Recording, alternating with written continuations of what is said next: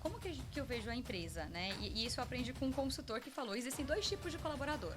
O que vende e o que ajuda a vender. Quando ele se torna vendedor, ele não teve uma experiência de treinar, como né, um psicólogo, um médico, um engenheiro, que passou anos treinando. Então, para ele se desenvolver nesse lugar de treinar, é uma coisa mais ou menos comum.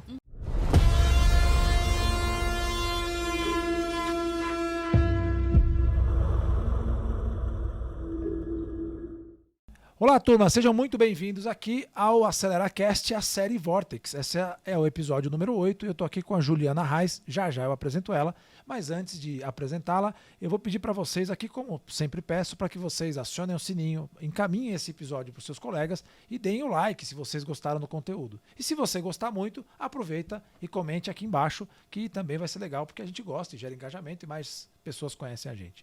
Legal, vou pedir também para vocês me seguirem aí no Instagram, @MarceloCharra, o mesmo Marcelo Charra do LinkedIn, que você também pode seguir. Já a gente passa as mídias aqui da Ju, que eu vou chamar aqui carinhosamente de Ju. Seja muito bem-vinda, Ju. Muito obrigada, Marcelo. Obrigada pelo convite, viu?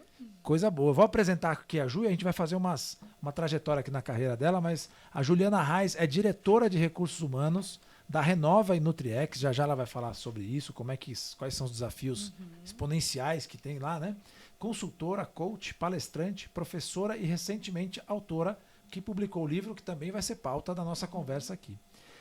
Ela é natural de Goiânia, graduada em psicologia pela PUC Goiás. É isso? PUC de Goiás, isso aí. Com MBA executivo internacional pela FIA, pós-graduação em gestão de pessoas e certificação em coach pela Gallup e Slack. Com mais de 15 anos de experiência, já atuou em empresas como JBS, até engasguei aqui, RG Log e Ipera Pharma, liderando áreas como gestão de talentos, cultura organizacional e relações sindicais. Em 2024, foi coautora do livro Mulheres no RH, Carreira e Estratégia, com o capítulo A Atuação Estratégica do RH como parceiro de negócio. Ela é casada com o Lucas e mãe do Davi e do Caio. Seja muito bem-vinda, Ju. Exatamente, muito obrigada. Viu? Que coisa boa. Vamos começar falando aqui do final. Então, você tem 2 filhotes, é isso? 2 filhos. Tenho o Davi, de 8 anos, quase 9, e o Caio, de 3 anos, quase 4 anos. Nossa, que coisa boa, né? Exato. E é ótimo, né? Eu falo que é o desafio, né? De administrar tantos papéis, mas é o que dá o sentido aqui para a vida, Sim. né? Ter 2 filhos, né? E é muito gostoso. Quem dá mais trabalho, os 2 filhos ou o marido? Olha, tá aqui meio a meio. É, né? Minha esposa disse que eu dou mais trabalho que minha filha, então por isso que eu tô fazendo a pergunta. Mas olha, eu não posso negar, ele é um super parceirão, paizão. Coisa boa. Um abraço, Lucas. Legal, então me conta um pouquinho, Ju, da sua trajetória aí nessa área de recursos humanos, né? Então, se você puder ir falando um pouquinho dessas experiências, a gente tem uma pauta enorme aqui para a gente falar. Vamos lá, começando aqui das partes mais concretas e indo para as partes mais abstratas desse nosso planeta. Exato. Eu formei em psicologia, né? E é muito comum na psicologia, na minha época, ter o foco bastante em clínica. Mas eu acabei, né, sendo ali um peixinho fora d'água, como poucos, de me interessar bastante pelo mundo organizacional. Então, assim que eu me formei, eu já sabia que eu queria trabalhar no ambiente corporativo. E aí tive uma grande escola, que foi a JBS. Né, então, eu tive a oportunidade de trabalhar em uma fábrica. Depois, em um momento, fui transferida para São Paulo e depois assumi, né, a fábrica, voltei como gerente. E desde então, né, na JBS, eu já entendi do grande desafio era de aproximar do negócio, né? Eu falo que a minha carreira, eu tenho falado tanto ali sobre esse papel do RH para o negócio, ele foi minha grande escola, né?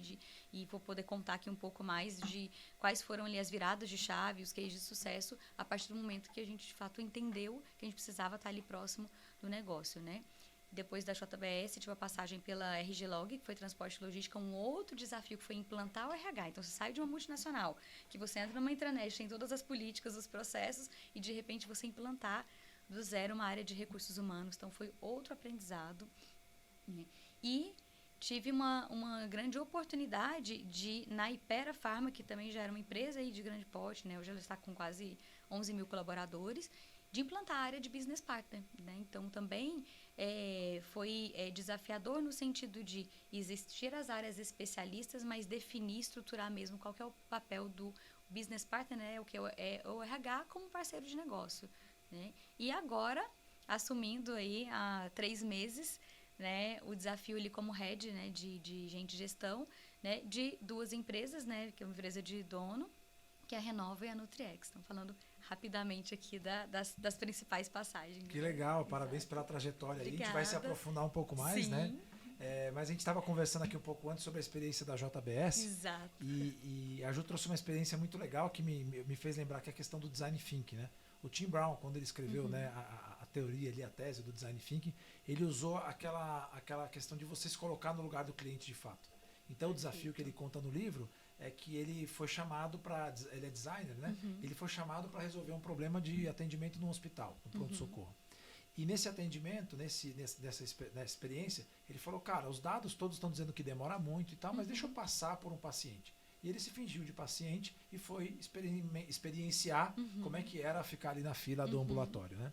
E quando ele chegou lá, ele notou algumas coisas que os relatórios não contavam. Por exemplo, a cadeira era desconfortável, o ambiente era quente, a pouca luminosidade. Então a fila de espera era só um dado que ele tinha. Mas quando ele vestiu de fato o sapato do cliente, ele passou pela experiência e trouxe outros olhares, né? E você estava me contando que você é uma característica sua, eu acho isso muito legal. Eu queria que você falasse um pouquinho dessa importância no RH e especialmente contasse a sua experiência com os faqueiros da JBS. Exato, excelente. Na JBS, quando eu assumi como gerente de RH na unidade, falando um pouco de dado, né, era comum ter uma auditoria de recursos humanos, onde eram avaliados os processos, o quanto a liderança também entendia, os processos de RH, e de 0 a 100, a última auditoria, a nota foi 63, não era uma nota positiva, né? E aí, para entender esse cenário, então via qual foi o meu primeiro diagnóstico, um distanciamento. E o que eu comecei a escutar das lideranças? O RH é distante, o RH não deixa demitir, o RH não deixa promover. Então, o que eu vou fazer? Coloco a roupinha branca, deixo lá na fábrica, né? E me aproximar dessas pessoas. E uma das crenças que tinha muito forte era, cuidado, os faqueiros, a forma, né? Eles não gostam quando você entra, visita, não são receptivos. E primeira vez que eu entrei, né, no abate, né, para quem não conhece, então tem todo o processo ali da desmontagem, né, do animal, com o brinco do boi, e tem os faqueiros, que ficam numa plataforma, né, elevada e com a faca, né, fazendo todo o processo produtivo. Então, a primeira vez que eu entrei, eles realmente, né, tem visitante aqui dentro, batiam ali no suporte, né, fazendo um barulho ali, trazendo um movimento, e eu simplesmente comecei com um movimento de cumprimentar, me apresentar para eles, né, e falar isso que eu sou o RH, que o RH tá lá, mas não bastou só uma vez, né? Eu criei tanto comigo, na minha rotina, mais do time, faça chuva, faça sol, uma vez por semana, vamos entrar na fábrica. E foi muito interessante, porque eu poderia ter falado, nossa, realmente, né, os faqueiros, cheguei lá, começaram a bater, não me senti tão acolhida. E foi o contrário, né? À medida que eles foram entendendo que não era uma vez, não, mas que nós estávamos presentes, era impressionante. Eu entrava na fábrica, eles ficavam esperando ali, olhar para cumprimentar, ou preciso falar com você. E aí, a gente já começou, ao invés de as pessoas virem para um atendimento, é outro movimento. É o RH indo para o negócio. E isso mudou totalmente ali a relação, né? Eu brinco, você falou ali da empatia, eu falo que o primeiro movimento do RH para o negócio é a gente trocar lente, né? E aí sim a gente consegue fazer as ações mais personalizadas a partir do momento que eu entendo os desafios, quais são as dores. E, surpreendentemente, as dores muitas vezes são condições básicas. Então, olha que interessante, às vezes, se você fica ali atrás da mesa desenvolvendo programas e projetos sem entender de fato o que eles precisam, né, a chance de ser assertivo, de ser um sucesso, ela é baixa. Porque às vezes você está desenhando o que você acha que eles precisam, mas perde a oportunidade de perguntar. E às vezes a gente tem que começar com arroz com feijão, que é uma cadeira, como eu vi na manutenção, cadeira quebrada, né? E talvez ninguém tinha ido lá na salinha da manutenção para poder cuidar dos operadores de caldeira, né? E outros N exemplos, né, de outras empresas, porque isso foi um aprendizado que eu levei para todas as experiências que eu passei. Então, o que eles precisam? Primeiro, cuida da condição básica. E aí, sim, a gente começa a desenvolver ações mais personalizadas, né? Muito bom. O que você fala parece óbvio, né? Mas trazendo para o nosso dia a dia aqui de vendas, é um pouco do que a gente fala, você já ouviu a dor do cliente, né? Você sabe o que ele está precisando, senão você está prevendo que ele, né? Você já reage, né? Você não responde e acaba levando todos os seus vieses para a mesa, né? Mas que legal. E, assim, aquela história do óbvio precisa ser dito, né? Você está colocando algo que me parece ser óbvio. Assim como para o vendedor também seria óbvio ele entender a dor do cliente, né? Nesse caso, a dor do colaborador. Isso. Então. Ainda existe muito disso nas empresas? Muito. Eu vejo que hoje ainda é um grande desafio, e eu não falo só como RH. Como que eu vejo a empresa, né? E isso eu aprendi com um consultor que falou, existem 2 tipos de colaborador. O que vende e o que ajuda a vender. São esses 2 perfis. Então, quando a gente olha as áreas que ajudam a vender, ainda, na minha visão, existe uma oportunidade desse movimento, de trazer a conexão e de pensar como a gente pode facilitar. E o facilitar não quer dizer sim para tudo, né? Até eu estava comentando que existe uma consultora que ela fala muito sobre ser estratégico, é mais sobre dizer não do que dizer sim. Mas para isso eu preciso entender exatamente, né? Quais são ali as necessidades, as dores, para a gente poder pensar junto e às vezes escolher quais são os nãos e quais são os sims. Então hoje eu vejo que as áreas que são de suporte para o negócio, se elas se permitirem conhecer, fazer esse movimento, vai fazer toda a diferença para o negócio. E o que eu aprendi até quando eu comecei a implantar o modelo de business partner na Hypera? Primeiro passo, não tem muito segredo, vamos conversar com as áreas. Vamos entender. E o que foi muito, muito gostoso? A partir do momento que eu chego para você e falo, Marcelo, então, eu explico um pouquinho do papel do business partner, né? E peço para você me falar sobre a sua área. É muito bacana. As pessoas gostam, elas querem. Porque você demonstra um interesse genuíno em conhecer a área dela.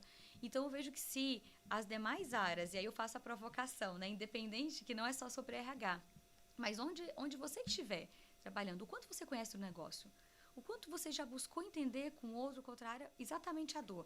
Porque, às vezes, até falando internamente, algumas áreas acabam batendo cabeça de um processo que, se de repente a gente entender um pouco melhor, mais a fundo, você consegue praticar melhor a empatia e encontrar, né, melhor alternativa. Porque, às vezes, não é sobre um ou outro, mas é um fluxo que precisa ser melhorado, é um processo. Então, são movimentos, como você falou, parecem óbvios, mas ainda a gente precisa exercitar. Se não é natural, como eu falei na JBS, eu colocava na agenda para entrar na fábrica, até que isso fosse algo natural, né? Então, se as áreas que são ali de suporte, né, se propuserem faz um dia de campo, vai um dia, conhece a fábrica, já faz uma diferença muito grande, né? Na Hypera, eu fiz um dia de campo com um promotor de merchan, né? Que é aquele colaborador que ele vai ali organizar os medicamentos na gôndola da farmácia, e não é só ele acompanhar. Quando você faz um dia de campo, você põe a mão na massa. Então, ajudei a precificar, e conversando com ele, foi um outro exemplo que me chamou a atenção, é que o promotor, ele visita, né, as farmácias e ele leva muito material, né, os materiais promocionais. E quando eu perguntei um pouco das necessidades, o que ele falou que eles mais precisavam? Uma mochila. Então, olha só, só estando lá, talvez eu receber essa informação como recursos humanos depois de quanto tempo, quantos meses. Então, isso proporcionou, né? E aí, o outro aprendizado de buscar quem são as áreas que podem ajudar. Então, trazer isso internamente, conversar com a área comercial. Vocês têm budget? Porque geralmente tem a questão do orçamento. Não é só assim, eu preciso de mochila, a gente vai comprar. Mas fizemos um movimento para proporcionar para os promotores a mochila que é dar condição para eles trabalharem. Muito legal, muito legal.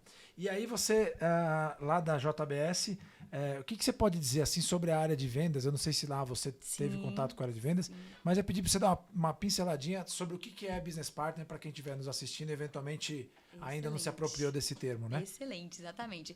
Business Partner, traduzindo aqui, é um parceiro de negócio, né? E aqui não, é muito comum o cargo ser um consultor interno. Então, vamos fazer uma comparação. Geralmente, quando a gente precisa...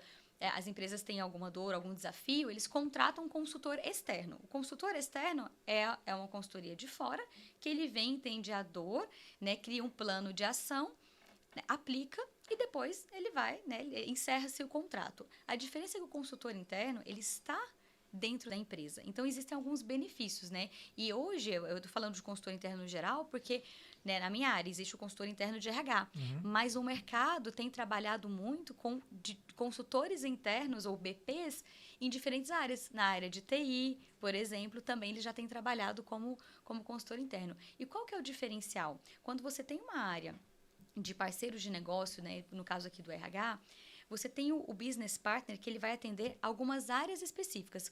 Trazendo um pouco para a prática. Então, dependendo da estrutura, eu tenho um business partner que vai atender a indústria, um business partner que vai atender a área comercial, um business partner que vai atender as áreas corporativas. O que isso facilita? Ele vai respirar o negócio junto. Então, ele está junto, ele aproxima muito ele das lideranças, participam de reuniões, orienta a liderança num feedback, conhece bem as dores. Eu costumo dizer que, muitas vezes, o BP conhece tão bem a área que, quando o gestor pede alguma coisa, basta ele fazer algumas perguntas, muitas vezes a solução é algo diferente do que o gestor pediu. Porque, às vezes, ele entende que é uma necessidade, mas o conhecimento e a leitura que o BP tem do clima, quais são as dores, quais são os principais desafios, né, problemas, né, e desafios relacionais, questões de gestão, ele ajuda principalmente a alta liderança nas tomadas de decisão. Então, além disso, o que a gente usa de ferramentas? Dados, né? Os indicadores de gente, indicadores de gestão, para apoiar ali em tomada de decisão. Qual é um outro benefício que traz? Existem ações que são corporativas, você tem um programa que é para toda a companhia, mas ele permite que a gente consiga desenvolver ações mais personalizadas. Então, um treinamento que eu desenvolvo para a área de finanças é diferente de um treinamento que eu desenvolvo com o time comercial. Então, mesmo sendo o mesmo tema. Mesmo sendo o mesmo tema. Então, isso traz mais assertividade, traz mais agilidade, porque em outros cenários, espera que a gente vai desenvolver um programa de liderança para a companhia. Então, isso nos faz também até a distribuir melhor o nosso budget, o nosso orçamento, para ações também que são personalizadas. A gente vai continuar tendo ações corporativas, mas também ações personalizadas. E mais, esse movimento de atuação do business partner, ele fez um processo de evolução do RH. Por quê? Porque isso ajuda a revisitar as nossas políticas. Então, por exemplo, no passado, né, isso aconteceu em uma das empresas. A política para promoção é só depois de um ano. O que aconteceu com o mundo? O mundo mudou. Está tudo mais rápido. A nova geração, ela já entrou pensando onde ela vai desenvolver. E aí, o que a gente começou a perceber? Pedidos de exceção. Não, mas esse cara aqui é um talento. Nossa, surgiu uma vaga. Então, qual que é o sinal? O BP está ali entendendo as dores do negócio. Ele traz para as áreas que são ali especialistas, para folha de pagamento, para remuneração, para benefícios, propostas para a gente revisitar os nossos processos também. Então, eu costumo dizer, observa, se a gente está tratando muitas exceções, está na hora de revisar o nosso processo. Então, isso ajuda muito a evoluir e que a gente consiga construir políticas e processos que estejam coerentes com o negócio, com a cultura, né? E que a gente, de fato, consiga agregar valor para o negócio. Que legal. E aí, pegando carona nessa trajetória, não sei se lá na JBS tinha um business partner de vendas? Será que tinha um... É interessante que na JBS, a estrutura, ela não tinha o papel do business partner. Mas eu falo que lá foi a minha escola desse modelo de você fazer esse movimento para o negócio, né? Então, a gente também era uma pessoa de gente de desenvolvimento que atendia as áreas e, no fim, o gerente fazia muito esse papel. Né? E a gente criou um ritual na JBS que diariamente tinha uma reunião rápida onde participava o gerente administrativo, o de RH, o de compra de bovinos, o comercial e o industrial. Qual que era o objetivo? Cada um trazer seus principais indicadores. Isso fez uma diferença porque você começa a atuar na prevenção.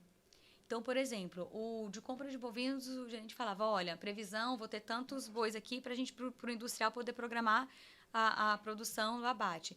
O do administrativo falava ali de projeção de faturamento e estoque. Eu, como RH, apresentava indicadores de hora extra, de acidentes de trabalho, porque era responsável por segurança do trabalho também. Produtividade. Né? Produtividade. Comercial também trabalhava ali quanto estava a projeção de vendas. Com tudo isso, a gente já saía dali com algumas ações, então isso ajudava a agilizar o processo. E para a equipe comercial também era assim, a gente vai fechar a previsão de vir um contrato novo. Como eu posso fazer? O que isso vai mudar? Por exemplo, lá na unidade a gente exportava. Então vai chegar um contrato para Israel. Né? O que muda? É totalmente diferente. Né? E então, o que eu já poderia antecipar? Vai ter um projeto novo, um piloto, que Goiânia era um foco muito de projetos pilotos. No comercial, onde, né, teve num passado lá que eles iam vender a carne em vans, né? E então, como que a gente vai antecipar nesse projeto? Eu deixo uma pessoa específica para apoiar na contratação, apoiar no processo de integração, que é diferente de uma integração dentro da fábrica, né? Então, tudo isso ajudava isso a você antecipar. E é um processo que faz a diferença, porque historicamente o RH acaba sendo reativo. Ou ele é o último a saber, ou quando já fechou. Então, esse movimento ajuda muito a gente a acompanhar a evolução do negócio e conseguir estar na mesma página, né? Para a gente não ficar sempre ali, nossa, a gente não fez porque não conseguiu contratar. Sim. Muito legal você trazer isso. A gente teve uma experiência com laticínios, né? E aí a gente fala dos vários tipos de vendas, assim, né? E você trouxe uma dor que eu acho que é comum, que é para quem trabalha na indústria de laticínios, você tem a sazonalidade da matéria-prima. Seja o leite, seja o próprio animal e tudo mais, né? E isso é o vendedor, às vezes, lá na frente, o cara trabalha para conseguir o pedido, a hora que ele consegue, não tem disponibilidade, né? Então, e ainda tem a questão de ruptura lá na ponta do varejo. Então, eu sempre faço aqui a referência aos vendedores, né, aos líderes de vendas, porque eles têm que equilibrar todos esses desafios, né? Tem que fazer a venda lá para o cliente, que é um desafio, e depois ainda tem que toda a cadeia logística tem que estar favorável também, né? E o jogo de cintura. E olha que importante você trazendo isso, porque quando a gente está, o board está alinhado, a gente precisa também explicar o porquê das coisas para o vendedor. Porque ele está na linha de frente do negócio. Então, ele não pode simplesmente dizer, então, desculpa, né? Eu vendi, mas não... Então, como a gente prepara, inclusive, o discurso para lidar com as questões, né? Que, às vezes, a gente precisa encontrar soluções alternativas. Então, quando o time, o board ali, os responsáveis, estão alinhados, você cria um movimento que você não está procurando o culpado, mas você procura ali a solução. E o principal é como a gente cascateia isso para o time. Que tipo de comunicação que tem que chegar, principalmente na ponta, quando a gente fala o vendedor ali, o desafio dele é enorme, porque ele está na linha de frente com o cliente. Né? Sim. E aí de lá você foi para RG Log, é isso? Isso. E como é que foi de sair, você comentou aqui rapidamente, sair dessa multinacional que tem tudo e ir para uma empresa em que você tem que implantar o RH? É tão interessante porque eu falei que a JBS foi uma escola, mas eu comparo a minha experiência na RG Log como uma segunda escola, porque é diferente quando você vai começar algo do zero. Então, você falou do óbvio, né?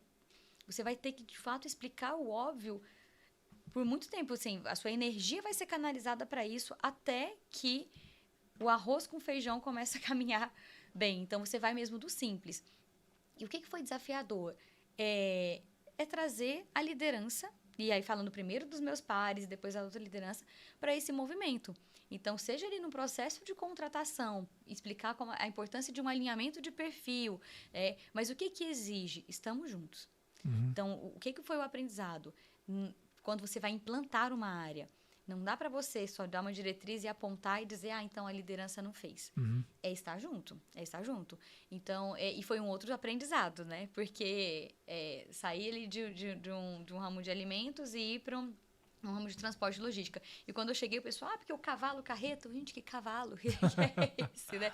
Então, me explica, então me deixa eu entender os diferentes, porque é o tipo de caminhão, quais são os desafios, como você implanta os programas sabendo que essa mão de obra, esse colaborador não está ali o tempo todo, porque o core deles é viajar. Então, como que eu acesso? E aí, de novo, enxergando ali as dores deles. E até mesmo para o tipo de treinamento para desenvolver, quais eram os dias que a gente tinha o maior número de motoristas, como que a gente implanta processos, tema que não tinha relacionado à segurança do trabalho, que talvez em uma empresa é importante, mas ali se tornava urgente. Então, assim, tudo isso foi desafiador no sentido de estruturar o processo e estar junto com a liderança. Né? Eu falo que foi o grande E qual foi as principais crenças limitantes da liderança? Lá eram os donos? Eram os donos. As principais crenças dos donos nessa implantação, assim, onde é que estava a maior dor? Eu sempre fiz assim. Né? E principalmente donos ou liderança que já estava há muito tempo. Mas nós sempre fizemos assim e deu certo. Então, o meu processo, que foi uma venda, Sim. Né? Que era vender para eles, vamos só testar, vamos junto. Vamos pensar que outras possibilidades. Pensar, e se a gente fizer assim? E nunca, se você chegar numa forma ali impositiva, porque é assim, porque o mercado, não adianta falar de mercado, mas é de convidar. Vamos convidar para ver aqui uma forma. Eu lembro que ele também tinha algumas empresas, e uma das empresas, um gerente falou assim para mim, eu falei, eu queria até conhecer aqui como que são as reuniões, porque o que a gente faz? Eu falo que esse movimento tem que partir de nós. Mas tem uma rotina, tem uma reunião que eu posso participar como ouvinte para entender. Então, é assim que você vai entendendo melhor. E ele bem mais fechado, ele falou assim, não, você para conhecer o pessoal tem que ser antes deles entrarem. E que horas que eles entram? Não, eles entram 6, então só se for 5:30 da manhã. Eu falei, que dia? Eu vou 5:30 da manhã. E olha que eu morava, ele me testou. Eu morava 60 quilômetros, né? Então eu falei, eu acordo 4 mas 5:30 da manhã eu estava lá. Legal. Por quê? Porque existe uma zona de conquista de confiança. E assim, tudo que a gente vai implantar, a gente tem que. Eu brinco que eu calcei muitas vezes a sandália da humildade, né? Que é um valor importante, assim. Calça a sandália da humildade, né? Pergunta, me ensina como está. Então, foi assim, e que talvez nessa época eu nem tinha dimensão de que isso dava muito certo, né? Foi assim, perguntando, entendendo. Porque, olha como você falou de crença. Qual que é a crença? Eu pergunto para vocês, quando falou RH tá aqui. O que vocês me dizem? É o quê? Alguém vai ser demitido. Alguém vai ser demitido, tá aqui, vai me vigiar. Vai diminuir o salário, vai diminuir o salário, vai cortar, vai dar uma notícia ruim, porque o RH está aqui. Então, é um processo mesmo de conquista, né? E tem que partir de nós. Então, eu falo que a gente não faz a RH atrás da mesa. Então, esse foi um exemplo que era uma pessoa que... Eu lembro quando eu falei, vamos entender só o perfil para a gente poder contratar melhor. Ele falou, não existe alinhamento de perfil? Como é isso, alinhamento de perfil? Então, eu não falei mais de alinhamento de perfil. Eu falei, me fala o que você precisa. Como é essa pessoa? E comecei a fazer perguntas para ir estruturando os processos. Então, você precisa ir testando diferentes formas. Mas eu falo que o meu maior segredo é, vamos junto. Tem terceiro turno? Então, eu vou também no terceiro turno. Na Hypera, por exemplo, na fábrica, né, existiam ali algumas reuniões que a diretora industrial fazia, né, que são as plenárias. Né, eu falo com um time de BPs, participávamos de todas. Se era plenária, com o primeiro turno, segundo ou terceiro, naquela semana que era plenária, nós eram todas. Se era terceiro turno, porque é assim que a gente consegue, de fato, estar próximo e entender. Porque ali era uma fonte, eu falava que era quase uma pesquisa de clima. Sim. Terminava a plenária, as pessoas iam perguntar, então ali que a gente sabia muito rápido, né, as percepções do que elas precisavam. Que legal. E qual que é, na sua leitura, assim, qual que é a diferença, né? Porque eu falo do time de vendas, né? Sim. Então, de desenvolver, treinar e desenvolver um time de vendas que vem de matéria-prima animal, né? Que vem da matéria-prima animal, enfim, carne, etc., que tem toda uma cadeia logística, toda uma história, Sim. né? E do time de vendas de uma transportadora? Ou era um operador logístico? Ela era operador logístico, né? E qual a diferença desses dois tipos de vendedores, né? Porque o que a gente costuma dizer aqui, assim, o cara pergunta, mas qual segmento vocês são especializados? A gente fala, como a gente trabalha com a teoria de processos, ela é aplicável a todos os segmentos, ou com as teorias de perfis comportamentais, que é todos os seres humanos, então o segmento, claro, ele muda, etc., mas o que você vê de diferença entre o cara ter que vender operações logísticas ou ele ter que vender carne, por exemplo, e como é que o RH cobre esse desafio? Nossa, é excelente. Eu acho que sempre tem o desafio do conhecer o cliente. Olha que interessante, porque vendas, o que a gente fala muito para eles? Conheça o seu cliente. Você conhece bem o seu cliente? Para entender como que eles acessam, né? E aí você vai entender, assim, existem técnicas, né? O que a gente precisa. E eu até estendo também a Hypera, que tem diferentes unidades de negócio. Então, a pessoa que é de propaganda médica visita médico, né? Eu tenho consultor de vendas, eu tenho, né, um gerente de grandes contas que visitam, que vende para distribuidores. São perfis diferentes, eles atendem clientes diferentes. Então, existe o central, que é o quanto conhece o cliente, mas eu falo que o time ele é vivo. Então, a gente precisa entender o nível de maturidade desse time. Porque talvez você comece no desenvolvimento de técnicas de vendas. Mas, de repente, dependendo do nível do time ou o que o cliente que eles atendem, são outras competências que você desenvolve, que não necessariamente a técnica de vendas.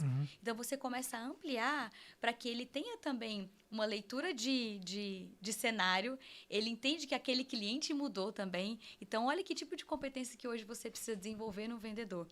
O quanto ele consegue fazer as perguntas certas para o cliente, o quanto ele consegue ter a leitura do que aquele cliente precisa, né? E hoje tem se falado muito do vendedor que apoia no desenvolvimento de negócios. Então, isso exige uma mudança do tipo de treinamento, eu Sim. como RH para ajudar, no tipo de competência que a gente vai desenvolver. Hoje eu entendo que vai muito mais além de técnica de vendas. São que competências que a gente precisa. E é interessante que na Hypera, por exemplo, a equipe de treinamento de vendas, os treinamentos, o plano de treinamento era totalmente diferente para cada um desses perfis, né, desses cargos aí de comerciais que eu citei. Qual que é a grande especificidade de treinar um vendedor? Que é diferente assim do vendedor? Olha, eu acho que existe por questões, por exemplo, de cargos. O vendedor, eu entendo que a gente precisa sensibilizá-lo e mais do que o conceito, é trazer para a prática. É ele, de fato, sentir. Eu acho que o desafio do vendedor é você provocar de dentro para fora. Tá. Para gerar mudança. Porque ele lida muito ali com relacionamento, então ele precisa vivenciar. Então, por exemplo, técnicas de roleplay, né? Algo que você consiga fazer com que ele sinta. Então, técnicas ali vivenciais, mão na massa, com que ele vivencie um outro papel, né? Para que, de fato, a gente desperte de dentro para fora. O que eu vejo, isso que não que seja diferente com os outros, mas isso no vendedor é muito forte. A sensibilização dele, ela tem que partir de dentro para fora para gerar ação. Nem sempre, quando você trabalha mais com uma conscientização, você não garante que isso se transforme em ação. Eu vejo que essa é a grande chave para que, de fato, você desperte nele com diferentes técnicas para que seja de dentro para fora. Porque o vendedor tem aquilo de já saber, né? Um cara meio arisco, né? Um cara... Exato. Então, eu costumo dizer assim que muitos vendedores, né, eles se tornam vendedores. Sim. Né? E quando ele se torna vendedor, ele não teve uma experiência, talvez, assim, muitos deles, claro que não são todos, mas ele não teve uma experiência de treinar. Como um psicólogo, um médico, um engenheiro, que passou anos treinando. Então, para ele se desenvolver nesse lugar de treinar, é uma coisa mais ou menos comum. Para o vendedor, não. Como ele foi empírico a vida inteira, né? O cara começou num trabalho de vendas, foi para outro, até pode ter uma faculdade ou não, mas você tem uma dificuldade de dizer assim, cara, entre em um estado de aprendizagem. Isso. E aí, esse é o desafio que a gente vivencia, assim, né? Eu entendo essa questão da praticidade e a gente tenta sempre nos nossos treinamentos, assim, é um pouco de prática e um pouco de reflexão. Exato. Porque sem a reflexão também não tem o aprendizado. Exato. Marcelo, e assim, você falou de reflexão, e como que a gente provoca isso? Perguntas. O que eu tenho mais aprendido aqui na minha vida profissional e pessoal também, talvez até pela formação em coaching, mas é o poder das perguntas. E com as perguntas você começa a quebrar algumas crenças, né? A gente está falando de vendedor, mas tem outros exemplos. Mas às vezes isso é mais do mesmo. Faça uma pergunta, porque a pergunta você força a pessoa a ter que parar para ela pensar. Sim. E é onde você abre ali uma conexão. Então, mas que diferentes alternativas? Você já fez algo aqui diferente do que você não fez hoje? Provocar com perguntas ajuda a abrir, porque é a quebrar para que ele se permita estar no estágio de aprendizagem e que está tudo bem e que isso não é fracasso. Sim. Né? Então, é ajudar a quebrar algumas crenças que nós, seres humanos, todos, não é sobre certo ou errado, mas que todos nós, seres humanos, trazemos muitas crenças. Então, acho que esse é um grande desafio. Por isso que eu digo que hoje o desenvolvimento vai muito mais além de falar sobre técnica de vendas. A gente passa por isso com frequência, né? Porque as nossas plateias são essencialmente vendedores. E o que a gente vê dos vendedores, assim, né? Isso eu já sei e tal. E aí eu sempre falo, então você pode explicar pra gente? E aí você entra numa zona de desconforto em que a pessoa tem que, de fato, realizar.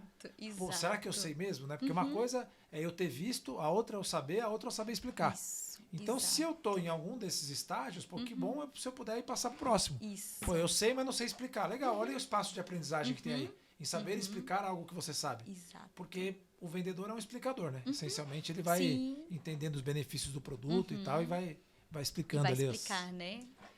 Muito bom. E aí você saiu de lá e foi para... A gente estava na RG Log e você foi para a Hypera, né? Exato. Antes de chegar na Renova, que a gente vai aterrissar aqui já já. E a Hypera também, eu falo que hoje eu sou muito grata assim, a todas as escolas que eu tive. Porque na Hypera eu tive a oportunidade de ficar 3 anos na fábrica, né? Para quem não conhece, ela fica em Anápolis, interior de Goiás, né? O distrito agroindustrial de Anápolis. E hoje, né? posso estar aqui, errar um pouquinho aqui no número, mas tem cerca de 7 mil colaboradores. Então, assim, é um complexo, é uma fábrica ali, é um mundo, né? Dentro da fábrica. E com vários desafios. E depois eu fui transferida para São Paulo, né? Fiquei por 4 anos em São Paulo para o mundo corporativo. Então, isso traz uma bagagem, eu falo corporativo, né? A equipe comercial também está em São Paulo. Então, foi a oportunidade de ter uma visão generalista de todo o negócio. E o grande desafio de empresas que geralmente têm fábrica, corporativa, que também isso tinha na JPS, é aquele ponto que você perguntou, dos desafios. Às vezes as pessoas... A questão da empatia. Ah, mas está falando isso porque não conhece a fábrica. Então, sempre tem aquela questão ali da fábrica ou do comercial. Então, do desafio de trazer e ajudar as pessoas. Mas você já entendeu como é a fábrica? Vamos criar um programa e vamos lançar. Vocês contemplaram que lá tem terceiro turno? Como que a gente vai atingir? Então, de ajudar exatamente as pessoas a trocarem essas lentes, né? Que legal. E o comercial da Hypera é isso. Imagina que tem ali 5 unidades de negócio, né? Então, são gigantes, empresas né? gigantes, né? São empresas ali totalmente diferentes. E com perfis diferentes. Então, assim, é uma zona de aprendizagem diária. E falando, acho que a Hypera é um caso legal, assim, né? Porque ela tem o varejo, né? Exato. Então tem a história que você contou a história do trade, né? Isso. Como é que funciona essa cadeia, né, de vendas, né? Que chegando lá, né? Você tem que fazer o sell-in, tem que garantir o sell-out lá para o varejista poder sobreviver e querer comprar mais. Como é que você vê, assim, se você olhasse pelos olhos desses profissionais de vendas da Hypera que vivenciam esse desafio, né? Porque eu digo assim, quando a gente tem um vendedor na ponta, ele é a última milha, vamos dizer assim, entre a marca e o consumidor final. Quando você fala de compra via e-commerce, aí você não tem essa questão, ainda que algumas empresas já estão entendendo, dependendo do ticket, do produto, de transbordar esse cara do e-commerce para um atendimento humano. Sim. Porque em algum momento o atendimento humano aumenta a persuasão, logo aumenta o ticket médio. Perfeito. Como é que você vê o desafio dessas pessoas? Quem são essas pessoas que estão lá no trade e quais são, talvez, os principais gaps? Acho que essa é a minha pergunta. Né? Quais são as principais competências a serem desenvolvidas dessas pessoas que ficam lá no ponto de venda fazendo o trabalho de trade, seja como visual merchandising, como trade mesmo, como promotor, enfim. O que você acha que falta nessa turma de modo geral? E olha que interessante. E lá, assim, é até difícil falar de uma forma generalizada, porque, como eu falei, como tem unidades de negócio, são desafios diferentes. Falando rapidamente, eu tenho uma área de propaganda médica que eu tenho o propagandista.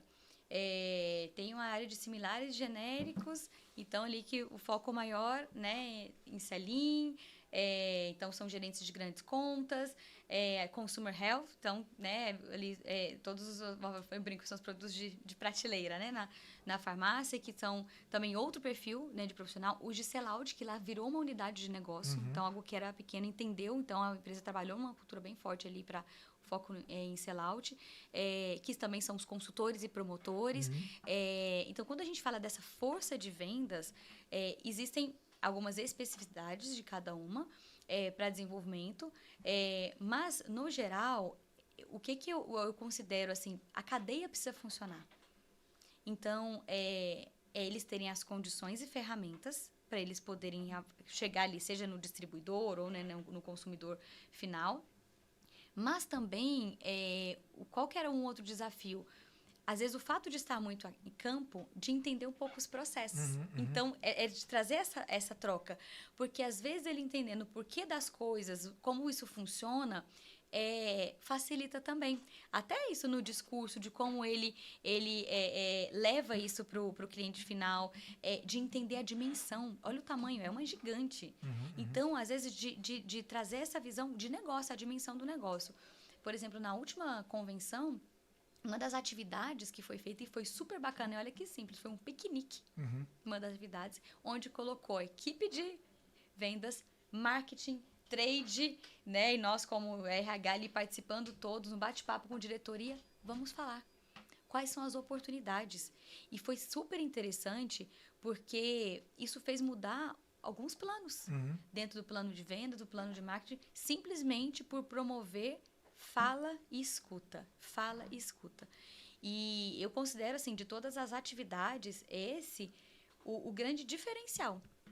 Porque Parece, como você falou, parece óbvio, mas várias coisas simples foram surpresa. Sim. Né? De às vezes, os vendedores, a equipe de vendas, dizer, às vezes vocês lançam uma campanha que concorre e compete com outro produto nosso. Se a gente fizer isso, se colocar dessa forma, às vezes desenvolve, trade algo, produtos, né, e para propaganda, mas a farmácia é desse tamanho, Sim. ele não tem nem espaço, como Sim. que a gente vai... Então, coisas que são detalhes, se a gente fizer algo diferente, e outra, olha que interessante, a empresa é gigante, é no Brasil, nós vamos fazer ali uma campanha verão, mas naquela região, no norte não é verão, né? No nordeste, vocês estão falando ali de inverno, lá está o maior calor. Sim. Então, como que a gente pensa também nas ações, mas pensa em região? Sim. Como que você dá condições? E da mesma forma também, as áreas internas trazendo o que eles precisam. Como que pode criar isso, sair com um plano de ação, até de ter rituais, que eu falo, de novo, parecem coisas óbvias, mas que rituais que nós precisamos ter para manter isso vivo. Sim. Porque nós fizemos isso numa convenção de vendas. Como a gente mantém isso vivo, essas trocas, esse canal, né, para que a gente consiga ser mais assertivo nas ações. Muito legal. Né? Você comentou que fez um piquenique com a turma, né? E o RH tem essa fama de abraçar a árvore, né? Exato. E eu sou dos que gostam que abraçam a árvore, porque tem outras energias, a gente vai falar daqui a pouco.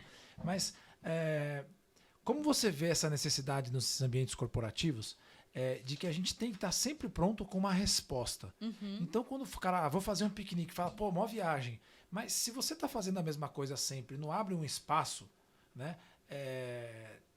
Como é que você pode ter novas possibilidades se você está sempre atribulado fazendo aquilo que você faz? Exato. E que eventualmente um piquenique vai mudar o roteiro do seu cérebro de pensar, porque todo dia, né, você acorda, sobe o elevador, desce, senta na sua mesa, trabalha. Se você continuar nesse seu rastro, né, você não vai ter novos pensamentos. Seu cérebro economiza energia. E aí, quando você fala fazer um piquenique, eu acho que pode gerar um incômodo de ser um negócio meio abraçar a árvore. Sim. Mas esse incômodo é que permite o cérebro falar, deixa eu fazer outras conexões, né? É isso, Como é que você Marcelo. vê essa questão do... Olha, e por que a ideia do piquenique? Nós estávamos em um hotel, poderíamos muito bem fazer isso numa sala, mas o que as pessoas mais estão acostumadas? A fazer reuniões. Sala de reunião, sala de treinamento. E qual que é o grande objetivo? Eu falo isso por mim, RH, que é uma crença, né? Lá vem o RH com essas dinâmicas. É trazer a credibilidade, é trazer conexão. Enquanto ele foi uma reunião direcionada. A diferença é que nós estávamos sentados, comendo ali e falando, né? No formato de piquenique. Mas a proposta é trazer para um convite para algo diferente. Então, só o fato de ser um ambiente diferente, você já movimentou. Você já fez a pessoa assim, é algo diferente, né? Você desperta curiosidade, você desperta, na verdade, diferentes sentimentos, porque tem outros que podem sentir, o que é isso? O que vem? Vai fazer atividade que nós vamos aqui, abraçar e todo mundo? E não. Mas só o ambiente diferente, ele já traz uma energia de que vamos fazer algo diferente. E aí você já abre algumas portas. Então, isso inconscientemente já tem uma mudança, né? E a proposta exatamente na convenção, enquanto isso estavam outros grupos em salas fazendo os treinamentos e tudo certo. Mas a proposta, se a gente queria promover um ambiente de fala, escuta, primeiro ponto, não podia ser num ambiente tipo escolinha. Porque a gente precisava promover as rodas onde eu falo e você escuta. E algo direcionado. E o principal também, aí eu falo que é o nosso papel com a liderança. Preparar a liderança para isso. Porque se na primeira pessoa que levantasse e dissesse, isso aqui não tá bom, e a liderança fosse reativa, acabou. Sim. Acabou. Pode colocar o melhor piquenique que não vai funcionar. Então, existe todo um processo de construção. Prepara a liderança demonstrar mesmo essa abertura, né? E foi muito bacana, assim, a postura da diretoria, anotando, perguntando. Então, promover um momento de pergunta e mais... Tá tudo anotado. Então, você também transmite ali a credibilidade de uma ação e que não é abraçar a árvore quando você demonstra que isso aqui vai gerar ação. E traz, eu falei do ritual, o compromisso do time, porque o RH é um meio.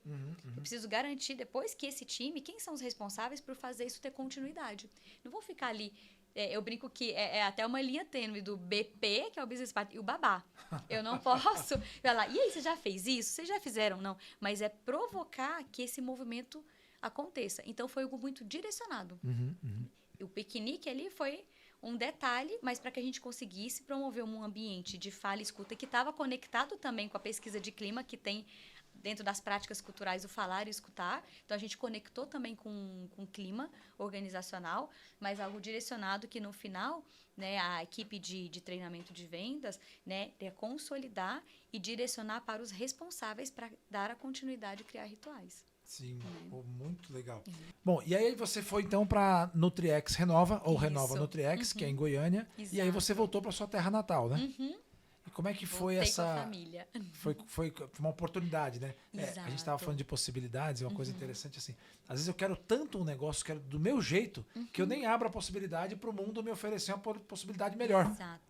Né? Exato. Então surgiu essa oportunidade. E surgiu do mesmo. Nada. Do nada. Eu brinco assim que... Eu falo que a gente tem que estar sempre ali aberto ao universo, né? Mas surgiu, fui abordada, né? Eu não imaginava voltar para Goiânia.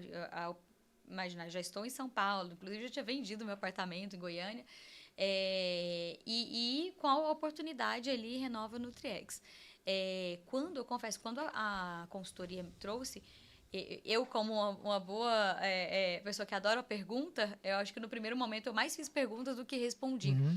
Para entender. E eu confesso que eu não conhecia a potência que é a empresa e comecei a pesquisar, entender e foi me brilhando os olhos. Então, algo que eu não imaginava, comecei a me abrir para avaliar a possibilidade de, né?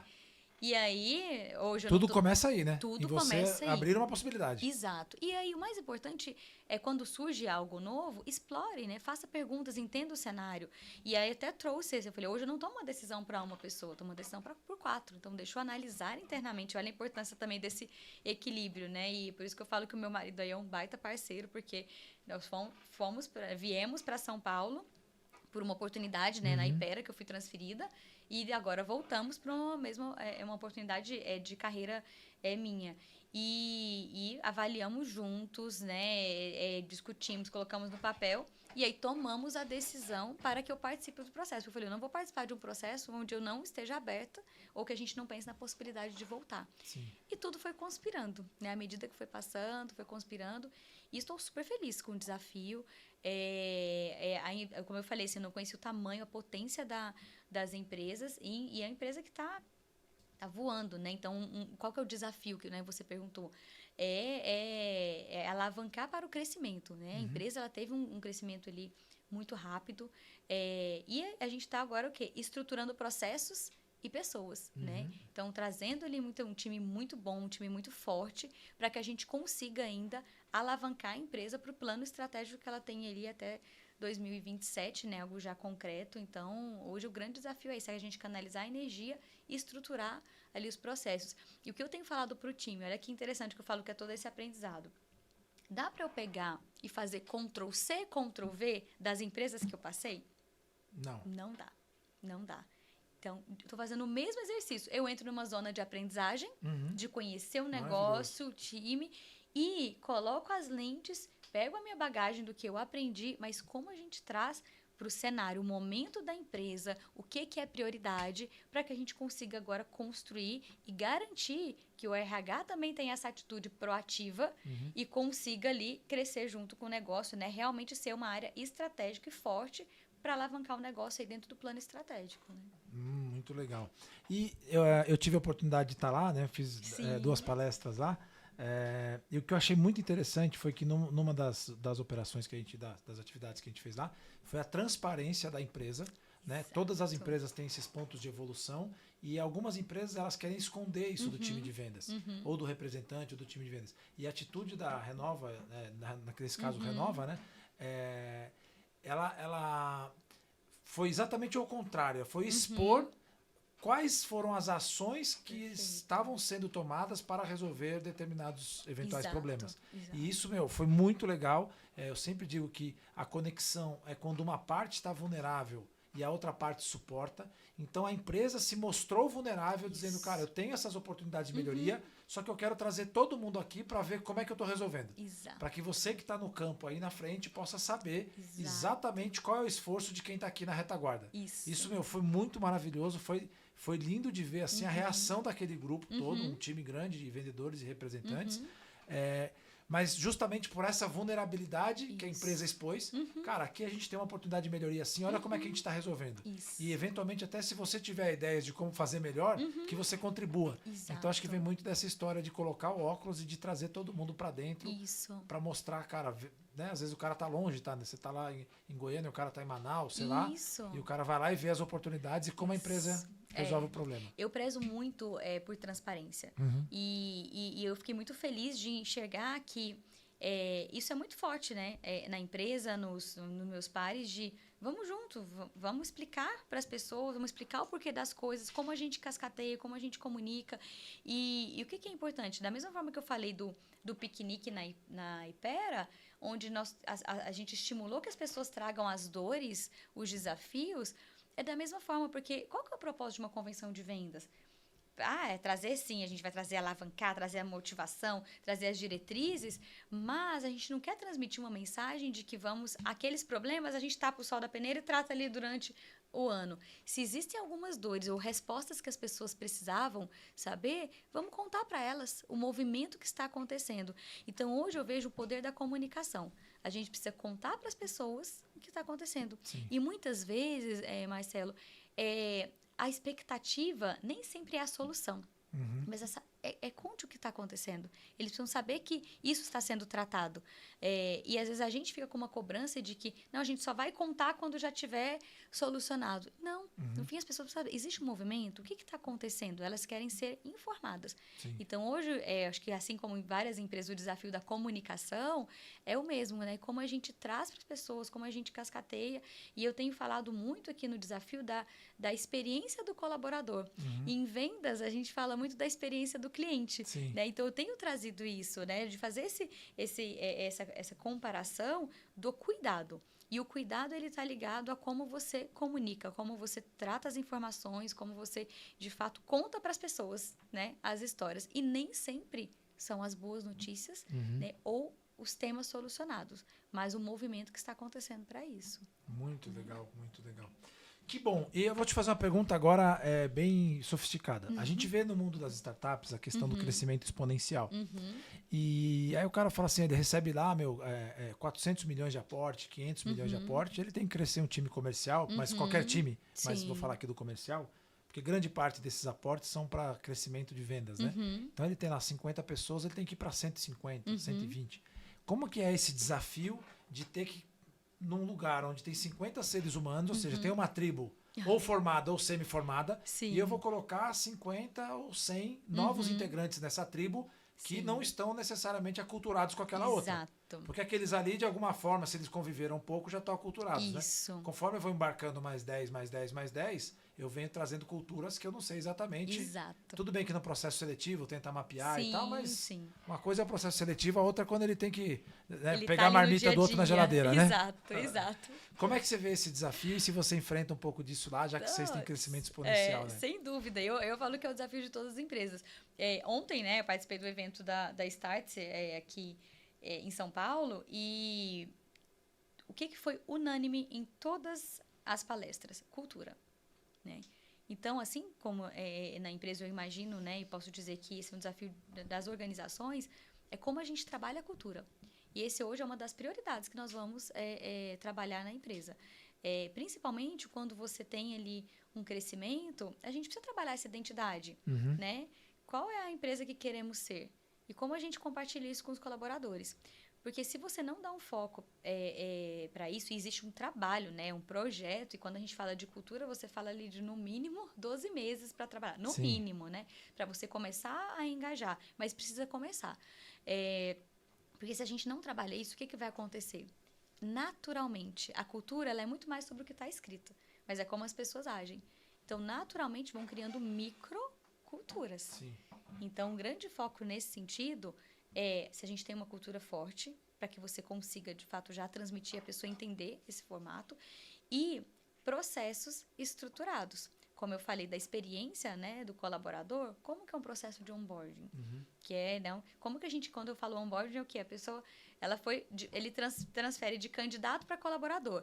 Como você recebe, que informações que ele precisa receber, como é o acolhimento dele. Então, que é um outro desafio, que é um foco que a gente vai, de fato, também estruturar aqui na empresa para que a gente consiga que esse colaborador seja acolhido e que ele precisa, que informações que ele precisa receber para que ele entenda essa cultura. Né? Muito legal. Cultura é aquilo que as pessoas fazem quando ninguém está olhando, né? Exato.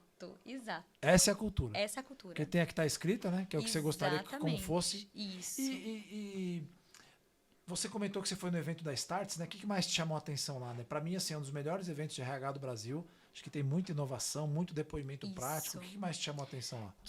E você falou um ponto super importante. O que eu achei que foi um diferencial? As palestras, elas trouxeram o como. Porque é muito comum você falar, nossa, tivemos cases de sucesso. E aí, na fala, ter sido o conceito. Porque cultura é muito importante, trabalhamos a cultura. Como? E as pessoas hoje, elas têm sede de transformar isso na prática. Como faço isso? E eu achei muito bacana. As pessoas abertas de mostrar como foi construído o processo, o que eles fizeram, trazer de fato prática. E se você pudesse citar uns 3 comos que apareceram, 2 ou 3 que você viu ontem, que você falou, cara, esse como aqui, acho que... Eu estava com o gerente de RH que trabalha comigo, né, que é o Neto, e a gente estava compartilhando... Um abraço pro Neto, hein, que vai assistir aqui. Um abraço pro Neto. E a gente estava comentando isso, assim, por exemplo, Mercado Livre, né, trouxe ali muito forte como trabalhou a cultura. Depois, e aí você falou dos diferenciais também, que foi muito forte, inteligência artificial. Ainda existe, a gente falou de crença, ainda crenças, e eu posso falar isso do RH, de muito receio, de muito medo do que é esse mundo da inteligência artificial. Então, ontem foi uma provocação de vamos usar de forma inteligente. Como isso pode nos ajudar com produtividade, com eficiência, em gerar valor para o negócio, em gerar indicadores que eu apoio a liderança para a tomada de decisão. Né, que eu apoio a liderança em desenvolvimento. Então, outro ponto que chamou a atenção é hoje já ter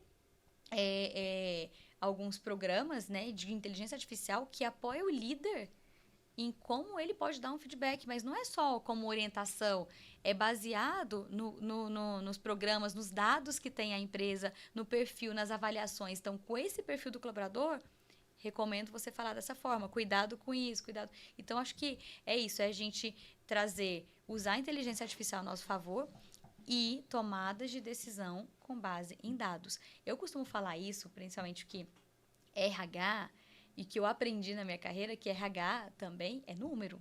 RH é número, RH são dados. E o que a gente tem que utilizar isso para tomadas de decisão?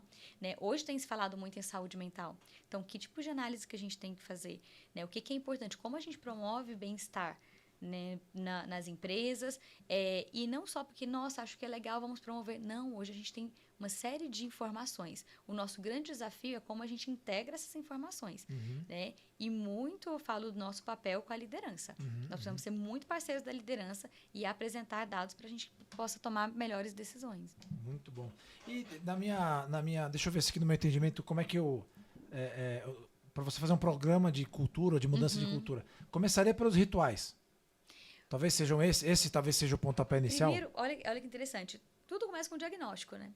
Sim. Então, antes da gente promover o ritual, tem uma etapa, de fato, de diagnóstico. E aí você mapeia, tipo, o hábito das pessoas? Hábitos, crenças, comunicação. Quando eu falo diagnóstico, linguagem, tipo aquelas piadinhas internas. Piadinhas internas, símbolos, né? Tipo o que é um símbolo, sei lá. Então, por exemplo, é interessante. Até assim, a gente fala o tipo de logomarca, como você falou, que símbolos que não estão, né, da companhia, mas que as pessoas, de fato... Quais são as piadas internas? As piadas internas. Que aí vira uma crença coletiva, né? Coletiva, vira uma crença coletiva. Não funciona, não. Exato. Quais são as microculturas? Que crenças que existem que não estão escritas, mas que as pessoas já falam? Tem uma crença coletiva, hoje no departamento de vendas, que o pessoal chama de Sales Prevention Department. É o departamento de prevenção a vendas. Então, se isso está acontecendo na sua empresa, se existe um departamento de prevenção a vendas, isso é a cultura, não é? Exatamente. Isso é uma cultura que provavelmente, aqui pelo meu olhar, a sua empresa pode ser muito focada no produto.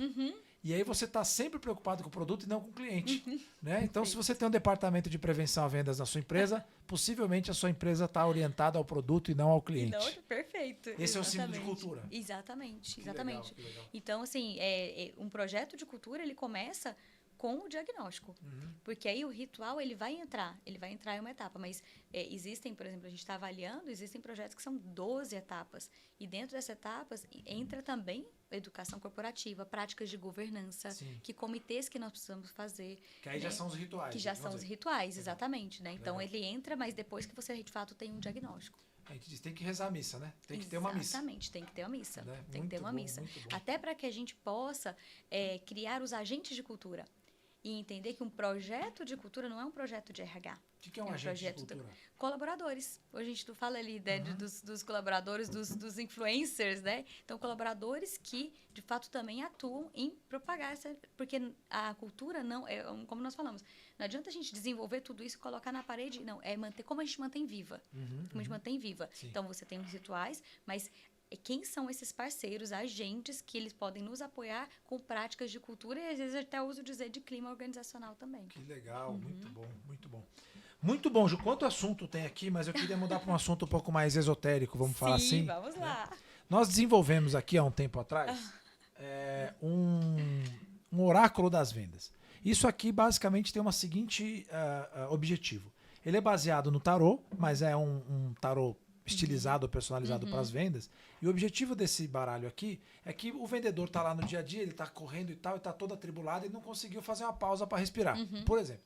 E aí ele fala, se eu consultasse minha intuição, o que eu poderia fazer diferente do que eu estou fazendo? Sabe quando o cérebro trava, aí você fala assim, o que eu podia fazer? Então a gente criou esse oráculo das vendas, que são as cartas do tarô, e aí na carta do tarô tem uma provocação. Então, vou dar o exemplo do pendurado, né? Que alguns chamam de enforcado, mas na verdade ele está pendurado pelos pés, vendo o mundo ao contrário. E aí a carta diz assim: o que você pode fazer para ver diferente a sua forma de vender? Né? E aí eu dei esse de presente para a Ju e ela chegou aqui e tirou uma carta. Gente. E eu queria que você lesse a carta que você tirou para a gente mostrar que não há coincidências nesse planeta. Exato. Olha, primeiro, parabéns, eu achei fantástico.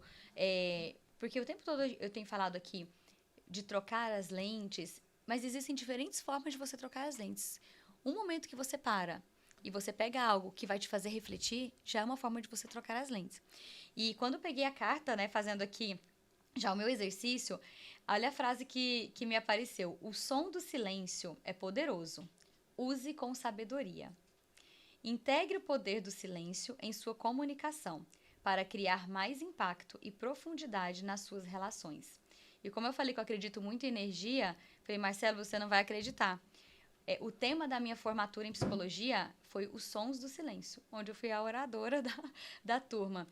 E o quanto isso é forte, né? Porque à medida que a gente vai desenvolvendo dentro no mundo corporativo e vão entrando todos os nossos rituais, a nossa rotina, a gente perde a oportunidade de aproveitar o silêncio e fazer a leitura do que o silêncio nos diz. Para pensar, às vezes você faz uma pergunta e a sala ou a pessoa fica em silêncio, o silêncio incomoda. E aqui é um convite para que a gente também consiga enxergar o silêncio de uma outra forma. Né? Como eu posso fazer a leitura do silêncio?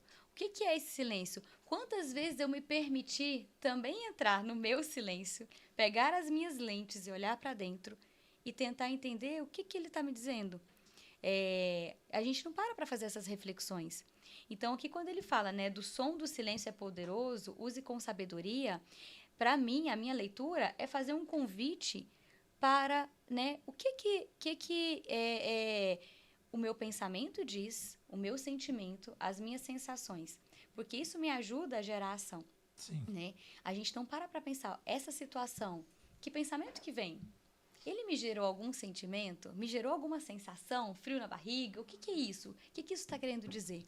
O silêncio nos ajuda a fazer essa reflexão, porque ele nos ajuda a virar a lente e olhar para dentro. E muitas vezes, nós falamos tanto aqui de tomadas de decisão, a gente cria uma crença de que eu preciso tomar decisões rápidas. Então, aproveita, curta o silêncio, né? Que é um outro convite que eu faço. Porque o que eu tenho aprendido nem tudo a gente precisa tomar decisões rápidas. Às vezes, uma boa noite de sono, né? Uma reflexão, né? Encontrar as válvulas de escape nos ajudam a refletir e tomar, às vezes, uma decisão muito melhor do que aquela que eu preciso tomar, que é uma decisão rápida. Então, se permitir também se conectar, né? Avaliar, buscar alternativas, ouvir a intuição também, Sim. né? E para nos apoiar em tomadas de decisões e reflexões que sejam importantes, né? Muito legal. Eu busco praticar essa meditação, né? Sim. Com bastante periodicidade. E em alguns momentos fazer alguns retiros e tudo mais. E aí quando você vai para esse lugar e você vai ficando mais em silêncio, né? O primeiro dia você ainda fica criando lista de tarefa. Incomoda. Porque você não está acostumado a não fazer nada, né? Não fazer nada pra gente cara, como assim? Eu estou inútil? Isso. Não estou fazendo nada. Isso. E aí você passa então nesse lugar de não fazer nada a se acostumar com esse lugar. E a partir daí, no final do primeiro dia, no começo do segundo, você já começa a ver que as ideias começam a vir de um outro lugar. Isso. Que aí você começa a escutar o silêncio. Exato. Então, é maravilhoso. Muito Exato. legal. E abrir algumas portas, né? Que basta você dar a oportunidade. Sim. Né? A gente fala tanto do inconsciente, mas está tudo aqui dentro. Né? Então, eu brinco que é um convite que a gente, de fato, se permitir. Porque, às vezes, as nossas crenças são tão fortes que a gente já bloqueia, né? Já bloqueia. Então, e aí você, às vezes, fecha mesmo. Eu falei da energia, de universo, você fecha mesmo para algumas reflexões que sejam importantes para o seu desenvolvimento. E aí você falou das crenças, né? Então, toda palestra que eu faço, eu busco fazer em algum momento a respiração, né? Sim. Quando dá e público. E aí todo mundo olha meio assim, né? Porque Sim. fica um negócio meio zen, pô, vai abraçar a árvore e tal, né? Só que é impressionante o quanto a turma absorve. Porque numa palestra, quando você está no palco, você acaba conduzindo, e aí meio que o cara, ou para não ficar sem graça, ou para se sentir à vontade, o cara faz. E aí o cara faz e você começa a ver o semblante das pessoas mudando, quem estava contrariado e que fez, porque no fundo você fala, cara, só vamos ficar aqui 1 minuto em silêncio, 30 segundos. E aí como é ensurdecedor o barulho do silêncio, né? Exato. Olha só, os sons do silêncio. Que coisa boa.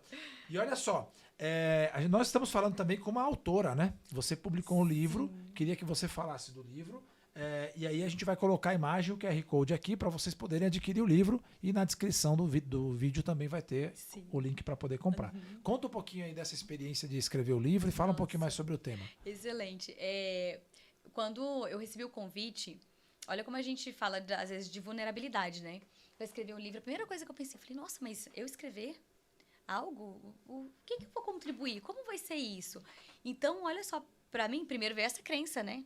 E aí eu falo que a gente tem, às vezes, as crenças limitantes. E escrever o livro foi, assim, muito... foi surreal. Em que sentido? Quando você começa... Qual que é a proposta, né? Falando um pouquinho do livro. Existe um selo que é Série Mulheres, e que é idealizado por Andrea Roma. E hoje ela tem uma série de edições que são mulheres no RH, mulheres nas finanças, mulheres em compras, e onde o convite é para que várias mulheres, no caso, né, a publicação fui como coautora, elas possam falar um pouco da sua experiência, do seu case, os cases ali de sucessos, né, ou não, mas com foco em mentoria. Então, no caso, a edição, né, que ela foi lançada nesse mês, né, Mulheres no RH, né, e Carreira e Estratégia, eu pude compartilhar um pouco da minha história, um pouco do que eu contei aqui, e com foco em mentoria. Em que sentido? Provocando também algumas perguntas, né, para quem está lendo ou para quem tem interesse em estruturar ali uma carreira ou em RH, mas é de uma forma de você, de fato, poder contribuir. Então, quando eu recebi o convite, a primeira coisa que veio em mente foi, nossa, mas será? Será que vale a pena? E, de repente, quando você começa a escrever, você, de fato, conecta e fala... Cara, eu tenho uma história, eu posso contribuir. E eu tenho recebido ali bastante elogios, né, sobre o capítulo, sobre a contribuição. E de fato, a gente perdeu um pouco a oportunidade de escrever. Né? Quem pensa um pouco na história, hoje a gente escreve o quê? No WhatsApp, digitando, né? As palavras bem mais curtas. Então, também traz uma conexão de você entender um pouco da sua história, das suas contribuições. Né? Eu pude até falar, o que a gente falou aqui da experiência, né? nas empresas, mas quando você começa a entender, fala, poxa, mas isso vem até antes, né? Na minha história, também antes disso, fui professora de inglês, que eu falo que foi uma outra, né, escola. O que isso me ensinou, né? A gente falou às vezes, ter conversas difíceis, como que eu falo com um pai de aluno dizendo que ele está bem ou que ele não está. Então, você conecta um pouco com a sua história e você poder contribuir mesmo, como eu falo, o poder de uma mentoria para os leitores. Então, o livro foi publicado, né? A gente fez o lançamento no início de novembro. E quem tiver interesse, puder, né, aí comprar, mas foi muito gostoso aqui poder contribuir, né, de uma forma diferente, né, Sim. escrevendo aí, trazendo um pouco da história. Muito bom, muito legal você trazer isso. Então, quem tiver interesse no livro, vai ter o QR Code aqui em algum lugar da tela e também o link para você poder adquirir. Nós iremos fazer isso aqui acabando o podcast, vamos adquirir o nosso. E, Ju, indo para essa linha assim, para nossa reta final aqui, você trouxe essa questão da mentoria, eu acho muito legal, assim, né? Eu participo de alguns grupos de mastermind e para mim, assim, é tão poderoso quando você fala por alguém, né? O cara, ou ele já tem que estar onde você quer ir, ou o cara tem que estar voltando de onde você quer ir, Exato. né? E aí você encontra empresários de várias idades e segmentos, etc e tal. E aí sempre que eu tenho um desafio aqui na empresa, ou enfim, desafios que a gente tem às vezes na vida, porque tem um grupo de mastermind que faz 5 anos que a gente está junto. Então já começa a entrar os desafios da vida. Então tinha uma pessoa lá que estava com um sobrinho com problema de saúde, etc e tal. E aí você vai lá e receber esse conselho. Mas eu vejo ainda, como a gente vê nas empresas, mesmo nesse grupo de empresários, a gente teve uma reunião que foi na minha casa essa semana, e que foi muito legal porque eu talvez em 5 anos tenha aberto um lugar de vulnerabilidade e eu tive que fazer um discurso para abrir isso, porque como todos são empresários, você vai no encontro, você quer falar que você é o cara, né? Você aumentou o ROI, aumentou o EBITDA, que você é o cara que está vendendo. Ninguém abre o espaço e diz, tá, mas e o ser humano que está sentado aí? Qual que é a sua dor? Onde é que está pegando que está tirando o seu sono? Exato. Porque se é esse cara que é foda mesmo, mas, cara, não tem uma dor, né? Porque a vida traz uma dor sempre, né? E aí foi muito legal de todo mundo baixar a guarda assim.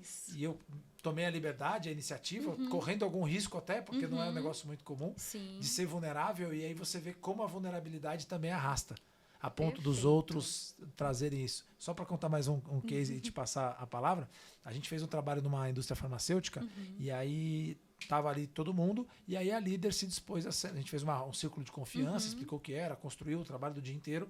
No final do dia, na última hora, era uma roda de confiança, porque aí já está todo mundo, né, equacionado, vamos dizer assim, ou harmonizado. E aí essa líder sentou lá, e o líder não pode ser vulnerável, né? A gente aprendeu que o líder que é vulnerável está na roça. Isso. E aí ela sentou e desabou a chorar. A chefona lá de tudo. E aí já foi um choque, porque, pô, como assim? Minha gestora tá aqui chorando no ambiente de trabalho, um negócio disruptivo, assim, né?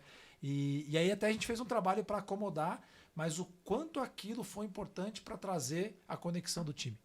Olha que isso. percebeu a vulnerabilidade. Que existe um ser humano por trás do crachá. Que existe um ser humano por trás do crachá. E aí eu trouxe isso tudo para dizer assim, como é que você vê essa questão da mentoria, que são pessoas que você deveria ter uma admiração e um grau de confiança para mostrar a sua vulnerabilidade. Porque o que a gente vê, né, a gente faz mentoria com algumas pessoas e algumas pessoas procuram a mentoria, mas o cara não está aberto para... Né? Sabe como a gente sabe se o cara está aberto ou não? Você põe o preço para o cara pagar da mentoria. Quando o cara paga o preço, é porque ele está disposto. Ele está disposto. Quando o cara fala, você dá minha ajuda de graça e tal, fala, pô, eu vou fazer uma mentoria para você me ensinar. Exato. Então, pô, até quero também, mas... Né? Ou só um conselho, só quer um conselho. Isso. Então, como é que você vê esse lugar do mentorado e do mentor, independente da idade, né? Não, esse tema é tão importante, e eu acredito muito em mentoria, tá?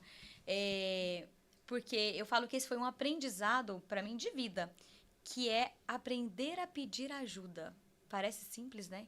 Mesmo com a maternidade, né? Eu sempre fui aquela pessoa que eu vou lá e faço, e de repente, não, tem alguém que possa te ajudar, né? E na empresa também.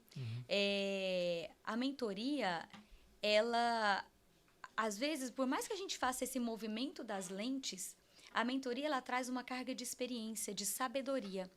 E te mostra que muitas vezes você não precisa resolver tudo sozinho. Então, acho que isso quebra uma crença. E como você bem falou, nós fomos educados de que não pode errar, chorar é fraqueza. E eu vou até falar, para a mulher ainda mais, isso é fraca, a mulher chorando. Então, a gente traz uma crença de que a gente tem que ser forte, tem que ser. E isso, quando a gente fala de vulnerabilidade... é um tema que hoje ele precisa ser trabalhado no ambiente organizacional, nas empresas, para dizer tá tudo bem. Porque quando eu assumo, eu falei lá um pouco sobre humildade, quando eu assumo e digo, não, eu não sei, eu preciso de ajuda, o que, que você acha? Você quebra tanto e você traz uma conexão, você gera mais confiança. O exemplo que você trouxe é exatamente isso. Mas o grande desafio é quebrar essa crença de que você não pode errar. E eu até recomendo quem quiser saber mais sobre vulnerabilidade, né? Eu tenho uma, né, vai lá, especialista nesse tema que é a Brené Brown, né? Ela fala do poder da vulnerabilidade, tem um livro que é A Coragem de Ser Imperfeito. É fantástico, né? É fantástico. Ele fica por aqui. Exato, exato. E é algo que é muito é algo que é muito positivo de a gente quebrar, né? Quebrar nesse sentido de eu não posso, né? Isso é muito forte, principalmente falando de cargos de liderança, né? Fala, se tornou líder, então eu não posso errar, eu não posso dizer isso, eu não posso demonstrar fraqueza. E ao contrário, né? Quando você se permite trazer uma dúvida, uma dificuldade, e que às vezes pra gente fala, nossa, é simples, é bobo. Não tem certo nem errado, não tem simples ou complexo. Existe o contexto e existe o seu cenário. Então, você trouxe, né, assim, pra mim, a mentoria hoje, ele é um grande diferencial para ajudar as pessoas, né, a encontrar diferentes alternativas. E o desafio é a gente quebrar, né, essa crença do medo de errar, o medo de demonstrar uma fraqueza. E hoje tem se trabalhado também, né, em paralelo a isso, a segurança psicológica, né, nas empresas, que é, de fato, você, né, sentir seguro grande parte do consumo de energia está em você não demonstrar o que você está sentindo. Exato. Uma coisa é a dor do que você está sentindo. A outra é você ter que ocultar isso, você gasta 50% da bateria. Exatamente. Né? E como eu falei aqui, do livro, a primeira coisa que veio, nossa, mas será? Eu, né, fui convidada para escrever, o que eu tenho para contribuir? É tão natural ver primeiro essas crenças, né, o medo, e de repente, não, mas é possível. E aí você começa. Então, exige coragem, né? Para falar, coragem de ser imperfeito, exige coragem. Mas o que isso fez? O medo movimenta. Eu falo isso no capítulo do meu livro, que eu acredito muito isso no movimento, o que nos move. O movimento é que faz a gente desenvolver. Então, o medo também é necessário. Então, por isso que é tão importante a gente trabalhar vulnerabilidade e trabalhar o poder que é uma mentoria, né? Buscar alternativas e o quanto a gente pode, né, abrir ali os nossos medos, as nossas crenças e buscar ajuda para a gente poder tomar as melhores decisões. Muito bom. Nossa, Ju, tem muito assunto. A gente está indo para a reta final. Vai ficar aqui a oportunidade da gente fazer outros, porque tem outros assuntos e vai se aprofundando. Com certeza. E eu digo que o podcast, mais ou menos igual vinho, conforme vai passando o tempo, vai ficando mais... melhor.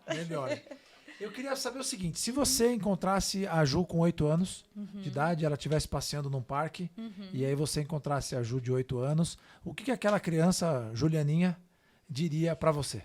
Nossa, olha, gente, ele viu aqui, é terapêutico, né? Eu adoro aí as perguntas. Eu falei no meu discurso, né, no evento do livro, sobre coragem. E eu acredito, sim, que a Juliana de 8 anos falaria, assim, parabenizaria pela coragem nas tomadas de decisão. Porque não deu tempo de falar muito aqui, mas hoje eu olho... Pode aproveitar a oportunidade. A história das minhas tomadas de decisões, assim. Na JBS, faz a proposta, vai para São Paulo. Fui. Sem ter nenhuma rede de apoio. Voltei. Na Ipera, eu estava gestante do 2º filho, pandemia, né? Foi exatamente em julho de 2020. Toda a rede de apoio em Goiânia... E vamos juntos, né? E é claro, assim, eu falo que é trazer os valores. Então, eu acho que 2 pontos importantes. Valores, e a coragem. Porque o valor, ele nos ajuda a manter, né? Então, a minha crença é o que eu carrego comigo. Que aí eu lembro valores éticos, a minha espiritualidade, né? E a coragem de enfrentar. E que mesmo que se não desse certo, tá tudo bem. Então, acho que são 2 pontos, né, importantes, que parabéns, né, pela coragem, porque toda essa história também exigiu muita coragem e mantendo os valores, né, que isso é muito forte aí, que vem de berço, né, para a sua vida. Muito bom. E agora, se a gente fosse para aqui um pouco para frente, né, ou muito para frente, se você encontrasse a Juliana com 80 anos, o que a Juliana de 80 anos diria para você? Olha, vai sair, deixa eu refletir, deixa eu pensar. Pensa aí, você está lá fazendo crochê, já um pouquinho mais velha ou muito mais velha? Olha, o que eu diria, eu vou falar desde o momento que eu falo que é o meu desafio aqui hoje, que é equilibrar os pratinhos. A Juliana de 80 anos diria para a Juliana, né, de hoje, busque equilíbrio. Porque a gente está numa vida tão corrida, né? Falo eu, tô numa vida tão corrida. E com diferentes papéis, né? E é algo que eu gosto. Eu gosto desse movimento. Eu sou professora, eu faço isso. Participo ali de Associação Brasileira de Recursos Humanos, como voluntária. E o trabalho, e mãe, e esposa. E tem a questão física, mental, espiritual. Busque o equilíbrio. Busque, porque se você tem um foco de como revisitar como estou equilibrando, te ajuda a ir calibrando, né, essas diferentes dimensões, os diferentes papéis que assume na vida, para que consiga gerar tudo isso de uma forma mais leve. Então é isso. Que coisa boa. Indo para nossa reta final, né? Tem um cartunista que é da Universal Studios, que ele fez o Cartola. O Cartola é aquele gato, Sim. né? E até a gente precisa, a produção, arrumar um Cartola para colocar aqui. Anota aí. Porque toda vez que eu falo, se ele estiver aqui, fala, esse é o cara que fez esse aqui. Esse é o Cartola. E aí ele fala assim, o que faz você ser mais você do que os outros? Né?